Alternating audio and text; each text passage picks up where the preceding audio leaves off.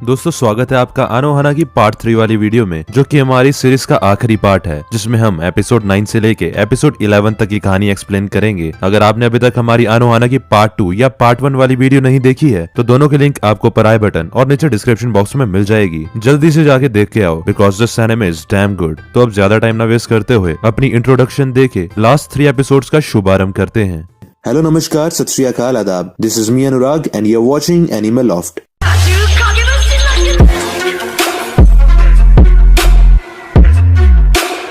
Episode 9 की starting में हम सभी फ्रेंड्स को एक साथ जिनतान के घर में बैठे हुए देखते हैं। तभी मैनमा उन सब के लिए स्टीम्ड ब्रेड्स बनाकर लाती है। मैनमा को उनके लिए स्टीम ब्रेड्स बनाते देख सभी हैरान रह जाते हैं, क्योंकि जिनतान के अलावा किसी को भी मैनमा नहीं दिखती है। उन सबको सिर्फ प्लेट हवा में उड़ते हुए दिख रही होती है। जिनतान सबसे कहता है, मैनमा तुम सबको स्टीम्ड ब्रेड्स एंजॉय करने को कह रही है। स्टीम ब्रेड्स को हवा में उड़ते देख सबकी हवा टाइट हो जाती है। मैनमा पोपो को सबसे बड़ा ब्रेड पीस सर्व करते हुए कहती है वो सबसे बड़ा पीस बस्टर है तो उसे सबसे बड़ा पीस मिलेगा। जिनतान ये बात पोपो को बताता है। ये सुनकर पोपो की आंखों में आंसू आ जाते हैं। तब युकियात्सु कहता है, मैनमा पोपो सबसे बड़ा पीस बस्टर है, इसलिए तुमने उसे सबसे बड़ा ब्रेड दिया, तो तुम मुझे कौन सा पीस दोगी? इस पर जिनतान मैनमा की जगह खुद से कहता है युकियात्सु को सबसे ज्यादा किशमिश वाला पीस मिलेगा। मैनमा जिनतान को उसकी जगह बोलने के लिए डांटती है। तब युकियात्सु मैनमा से कहता है, तुम जो भी कहना चाहती हो मैं वो सब डायरेक्टली तुमसे ही सुनना चाहता हूँ, ना कि जिनतान से। इस पर अनारू जिनतान को पेन और पेपर देते हुए कहती है, मैनमा अपनी फीलिंग्स इसमें लिख सकती है। हवा में पेन उड़ता देख सुरु को डर के मारे अनारू को जोर से पकड़ लेती है। तभी इंसिडेंट होता है और हम सभी को जिनतान के घर से वापस जाते हुए देखते हैं। सभी आपस में मैनमा के बारे में बातें कर रहे होते हैं। तभी अनारू कहती है, लगता है मैनमा ने हमें माफ कर दिया है, क्योंकि अगर वो अभी भी उस दिन के लिए गुस्सा होती तो हमारे लिए स्टीम ब्रेड्स कभी नहीं बनाती। इस पर सुरु को कहती है, तुम इतने कॉन्फिडेंस के साथ कैसे कह सकती हो कि मैनमा ने हमें माफ कर दिया है? हो सकता है वो अभी भी गुस्सा हो और बस हमें माफ करने का नाटक कर रही हो। इस पर पोपो कहता है, खुद डायरी पर लिखकर हमसे बातें कर सकती थी तो उसने ये पहले क्यों नहीं किया? इस पर सुरु को भी सहमति जताते हुए कहती है, अगर मैनमा पहले से ये करती तो हम जिनतान पे बिना कोई शक किए बिलीव कर पाते। तब युकियात्सु कहता है, जिनतान ने भले ही हमें मैनमा के बारे में बताया हो, पर भूलो मत वो हमेशा से ही मैनमा के साथ रहना चाहता था। इसके बाद युकियात्सु पोपो और अनारू को और कुछ पैसे कमाने को कहता है और साथ ही युकियात्सु कहता है, इससे कोई फर्क नहीं पड़ता कि जिनतान मैनमा से कितना प्यार करता है और पूरी जिंदगी मैनमा को अपने साथ रखना चाहता हो, हम मैनमा के लिए वो रॉकेट बनाएंगे और उसे किसी भी कीमत पे हेवन भेजेंगे। तब इंसिडेंट होता है और हम मैनमा को सोते हुए देखते हैं। जिनतान मैनमा के पास आकर कहता है, हम तुम्हारे लिए एक ऑसम फायरवर्क्स तैयार करेंगे जिससे तुम खुशी खुशी हेवन जा सको। तभी मैनमा जिनतान को पीछे से पकड़कर जिनतान को उसकी विश पूरा करने के लिए थैंक यू कहती है। अगले सीन में हम जिनतान को कंस्ट्रक्शन साइट पे काम करते हुए देखते हैं, जहाँ मैनमा भी उसे चीयर अप करने आती है। इसके बाद जिनतान पोपो अनारू और मैनमा यामा के पास फायरवर्क्स के बारे में बात करने जाते हैं, पर यामा सबको बाहर से ही भगा देता है। इसके बाद हम सबको टेंपल के पास बैठे देखते हैं। दूसरी तरफ पोपो और मैनमा खेल रहे होते हैं। अनारू जिनतान को अकेला देखकर उसे मैनमा के बारे में बात करना चाहती थी। तभी जिनतान अनारू से एक दिन के लिए उसकी जगह स्टोर में काम करने के लिए रिक्वेस्ट करता है, जिस पर अनारू हाँ कहती है। अगले सीन में हम मैनमा के डैड को देखते हैं, जहाँ युकियात्सु और सुरु को मैनमा के डैड से फायरवर्क्स के लिए रिक्वेस्ट कर रहे थे। इस पर मैनमा के डैड बताते हैं कि उनकी वाइफ यानी मैनमा की मॉम फायरवर्क्स के आइडिया से काफी परेशान थी और वो किसी भी तरह फायरवर्क्स को रोकना चाहती थी, इसलिए मैंने यामा को फायरवर्क्स बनाने के लिए मना कर दिया। इस पर युकियात्सु कहता है, क्या इसका मतलब आप अपनी तरफ से फायरवर्क्स बनाने में हमारा साथ देंगे? इस पर मैनमा के डैड कहते हैं, मेरी वाइफ मैनमा के जाने के बाद से पास में फंस सी गई है और उसके लिए समय उसी पल रुक सा गया। वो अभी भी मैनमा के डेथ को एक्सेप्ट नहीं कर पाई है। मैं अपनी वाइफ को वापस प्रेजेंट में लाने के लिए कुछ भी कर सकता हूँ, बट एट लास्ट मैं नहीं चाहता कि वो हर पल मैनमा को याद करके दुख में रोती रहे, इसलिए मैं फायरवर्क्स बनाने में तुम्हारी कोई मदद नहीं कर सकता। तभी युकियात्सु मैनमा के डैड से दोबारा रिक्वेस्ट करते हुए कहता है, मैं जानता हूँ आपको ये आइडिया बकवास लग रहा होगा, पर मैं आपकी वाइफ की फीलिंग समझता हूँ, क्योंकि मैं खुद भी उनकी तरह पास में फंसा हूँ। मैं खुद भी मैनमा की डेथ से मूव ऑन नहीं कर पाया हूँ। साथ ही युकियात्सु कहता है, मैं जब छोटा था तब मैं आपकी बेटी को लाइक करता था, इसलिए मैं आज उसकी खुशी के लिए कुछ करना चाहता हूँ। ये कहते हुए युकियात्सु भी रोने लगता है। अगले सीन में हम युकियात्सु और सुरुको को वापस अपने घर जाते हुए देखते हैं। सुरुको कहती है, मैंने ये एक्सपेक्ट नहीं किया था कि तुम मैनमा के डैड को ऐसे मनाओगे। मैनमा के जाने के बाद तुम जरा भी नहीं बदले, तुम आज भी मैनमा के लिए कुछ भी करने को तैयार हो। साथ ही सुरुको कहती है, तुम ये जानते हो कि मैनमा की विश के पूरा होने के बाद वो गायब हो जाएगी, क्या इसके बाद भी तुम मैनमा की विश को पूरा करोगे? तभी वहाँ जिनतान मैनमा के साथ आ जाता है। जिनतान कहता है कि वो नाइट शिफ्ट पे जाने से पहले मैनमा को घर छोड़ने जा रहा है। इस पर युकियात्सु कहता है, क्या मैनमा अभी भी उसके साथ है? जिनतान कहता है कि मैनमा हमारे साथ हर समय रहना चाहती है, इसलिए वो मेरे पीछे पीछे यहाँ तक आ गई। तब यूकियासु जिनतान से पूछता है कि मैनमा के बाल अभी भी उतने ही लंबे हैं। इस पर जिनतान बताता है कि हाँ, मैनमा के बाल काफी लंबे हैं और वो पहले से काफी बड़ी हो गई है। ये सुनकर यूकियासु कहता है, क्या वो सुंदर है? ये सुनते ही जिनतान शर्मा जाता है। तभी जिनतान को वो दिन याद आ जाता है जब उसने मैनमा को सबके सामने बदसूरत कहा था। प्रेजेंट में जिनतान यूकियासु से कहता है, हाँ, मैनमा खूबसूरत है और वो थोड़ी क्यूट भी है। इस पर मैनमा जिनतान को गुस्से में धक्का देते हुए कहती है, बस इतना ही? क्या मैं बस इतनी ही सुंदर हूँ? इसके बाद जिनतान और मैनमा वहाँ से चले जाते हैं। दूसरी तरफ यूकियासु जिनतान को मैनमा के इतना करीब देखकर काफी जेलस फील करता है और अपना सारा गुस्सा फैंस पर निकालने लगता है। अगले दिन सभी फ्रेंड्स एक साथ यामा के घर जाते हैं। इस बार यामा फायरवर्क्स बनाने के लिए मान जाता है क्योंकि यूकियासु के कहने पे मैनमा के डैड ने यामा को परमिशन दे दी थी। ये सुनकर सभी काफी खुश हो जाते हैं। इसके बाद सभी यामा के साथ रॉकेट बनाने में लग जाते हैं। दूसरी तरफ मैनमा इधर उधर घूम रही होती है। जिनतान मैनमा को थोड़ा शांत होने को कहता है। जिनतान को मैनमा की इतनी चिंता करते देख अनारो अपने मन में कहती है, मैं आज भी जिनतान से पहले जितना ही प्यार करती हूँ, पर आज मैनमा के जाने के बाद भी वो जिनतान को दिख रही है। यही जिनतान और मैनमा का ट्रू लव दिखाता है। मैं मैनमा को इसमें कभी नहीं हरा सकती, ना आज और ना ही पहले। इसके बाद अनारो जूस लाने के बहाने रोते हुए वहाँ से चली जाती है। तभी सीन शिफ्ट होता है और हम अनारो को अकेले बैठकर रोते हुए देखते हैं। तभी वहाँ यूकियासु आ जाता है और अनारो से कहता है, तुमने इस तरह भागकर मुझे बचा लिया, नहीं तो इस वक्त तुम्हारी जगह मैं यहाँ होता। साथ ही यूकियासु कहता है, मैं जानता हूँ कि मैनमा हमारे सामने है और मैं इससे काफी खुश हूँ, पर ये काफी बुरा मजाक है कि सिर्फ जिनतान ही उसे बात कर सकता है। मैं सिर्फ एक और बार मैनमा से मिलकर उसे बात करना चाहता हूँ, लेकिन वो चांस भी सिर्फ जिनतान को ही मिला। इस पर अनारो कहती है, मेरे पॉइंट ऑफ व्यू से जिनतान की फीलिंग्स मैनमा के लिए पहले से जरा भी नहीं बदली है। यूकियासु कहता है, ऐसा है तो क्या तुम जिनतान पे गिव अप करने वाली हो? ये सुनकर अनारो गुस्से में कहती है, तुम ऐसे बात क्यों कर रहे हो जैसे तुम मेरे बारे में सब जानते हो। इस पर यूकियासु कहता है, तुम्हारे बारे में बताना आसान है क्योंकि हम दोनों की हालत बिल्कुल एक जैसी है। अनारो गुस्से में कहती है, मुझे तुम अपने जैसे क्रूल इंसान से कंपेयर मत करो, हम दोनों बिल्कुल भी एक जैसे नहीं है। और फिर अनारो रोने लगती है। तभी सीन शेड होता है और हम सुरुको को साइड में खड़े देखते हैं जो कि छुपकर यूकियासु और अनारो की बातें सुन रही थी। यूकियासु अनारो से सॉरी बोलते हुए कहता है, उस दिन मैंने ट्रेन में जो भी कहा था मैं उस बारे में सीरियस था, मैं सच में तुम्हारे साथ डेट पर जाना चाहता था। ये सुनकर अनारो शर्मा जाती है और यूकियासु हंसते हुए कहता है, ये बात सच है कि तुम्हारी लड़कों के सामने हालत खराब हो जाती है। इस पर अनारो मजाक में यूकियासु का कॉलर पकड़कर कहती है, क्या उसे सच में ऐसा लगता है? अगले सीन में हम जिनतान, पोपो और मैनमा को सीक्रेट बेस में देखते हैं और इनकी बातों से हमें पता चलता है कि अनारो घर वापस चली गई है और जिनतान वापस पार्ट टाइम जॉब के लिए जा रहा है। तभी मैनमा कहती है वो आज रात पोपो के साथ ही रहेगी। इसके बाद जिनतान वहाँ से चला जाता है। मैनमा पोपो के साथ बेस में खेल रही होती है। तभी पोपो कहता है कि उसे मैनमा से उस दिन के बारे में कुछ पूछना है। इस पर मैनमा पोपो को डायरी में लिखकर कहती है उसे क्या पूछना है, पर पोपो पूछ ही नहीं पाता तो अपनी बात को कवर करते हुए कहता है, चलो एक पिक्चर गेम खेलते हैं। दोस्तों, यहाँ पे पोपो मैनमा से क्या पूछना चाहता था ये हमें कहानी में आगे पता चलेगा। सीन शिफ्ट होता है और हम मैनमा को अकेले ब्रिज पे घूमते हुए देखते हैं। तभी मैनमा ब्रिज के ऊपर से पानी में किसी चीज को ध्यान से देखने लगती है और अगले पल हमें पानी में कुछ गिरने की आवाज आती है। अगले सीन में हम जिनतान को देखते हैं जो कि काफी लेट घर पहुंचता है, पर घर में कोई नहीं होता। जिनतान मैनमा को ढूंढते हुए उसी ब्रिज पे पहुंच जाता है जहाँ हमने थोड़ी देर पहले मैनमा को देखा था। तभी जिनतान को मैनमा की आवाज आती है। मैनमा को ब्रिज के नीचे रिवर के पास खड़े देख जिनतान को वो भयानक दिन याद आ जाता है जब मैनमा मरी थी। जिनतान घबराते हुए मैनमा की तरफ भागता है और भागते हुए अपने आप से कहता है, प्लीज मैनमा अब मुझसे दोबारा दूर मत जाओ। जिनतान भागते हुए पहाड़ से नीचे उतरता है। तभी जिनतान का पैर फिसल जाता है और सीधा जाकर मैनमा के पास गिरता है। इतनी ऊपर से जिनतान को गिरते देख मैनमा घबराते हुए जिनतान को गले लगा लेती है और रोते हुए कहती है, प्लीज ऐसा मत करो, तुम्हें कभी भी मरना अलाउड नहीं है, तुम इस तरह नहीं मर सकते। इस पर जिनतान कहता है, तुम रो क्यों रही हो, तुम मरने को लेकर इतना सीरियस क्यों हो, तुम खुद मर गई पर देखो तुम फिर भी ठीक हो। इस पर मैनमा कहती है, लाइफ को मजाक मत समझो। तभी मैनमा रिवर के पास जाकर कहती है उसने रिवर में एक बड़ी सी कोई फिश देखी है। मैनमा उस फिश को ढूंढने के लिए पानी में जाने लगती है। मैनमा को फिर से रिवर के पास खोने के डर से जिनतान मैनमा को पीछे से पकड़कर कहता है, प्लीज अब मुझसे दूर मत जाओ, यहीं मेरे साथ रुक जाओ। तभी जिनतान अपनी बात को कवर करते हुए कहता है, मेरा मतलब तुम यहीं रुको, मैं तुम्हारे लिए उस फिश को यहीं लेकर आऊंगा। ये कहकर जिनतान उस फिश को ढूंढने के लिए पानी में कूद जाता है और मैनमा पीछे से खड़े होकर जिनतान को देख रही होती है। और इसी के साथ एपिसोड 9 यहीं पे एंड हो जाता है। एपिसोड 10 के फर्स्ट सीन में हम जिनतान को सुबह सुबह मैनमा के घर एक लेटर पोस्ट करते हुए देखते हैं। अगले सीन में हम मैनमा को जिनतान की मॉम के लिए प्रे करते हुए देखते हैं। मैनमा अपने मन में कहती है, कल हम सब फायरवर्क्स जलाएंगे, इसके बाद मैं हेवन चली जाऊंगी, तो कल मेरा यहाँ आखिरी दिन होगा। अगले सीन में हम अनारो को देखते हैं जो कि मैनमा के जाने की बात से काफी डिप्रेस्ड होती है। तभी अनारो को यूकियात्सु का कॉल आता है। यूकियात्सु अनारो को मैनमा की फेयरवेल पार्टी में चलने के लिए पूछता है। तभी सीन यूकियात्सु की तरफ शिफ्ट होता है। यूकियात्सु अनारो से बात कर ही रहा होता है। तब यूकियात्सु सुरुको के साथ कुछ लड़कियों को देखता है जो कि सुरुको से लड़ रही होती है क्योंकि वो हमेशा यूकियात्सु के आसपास ही रहती है।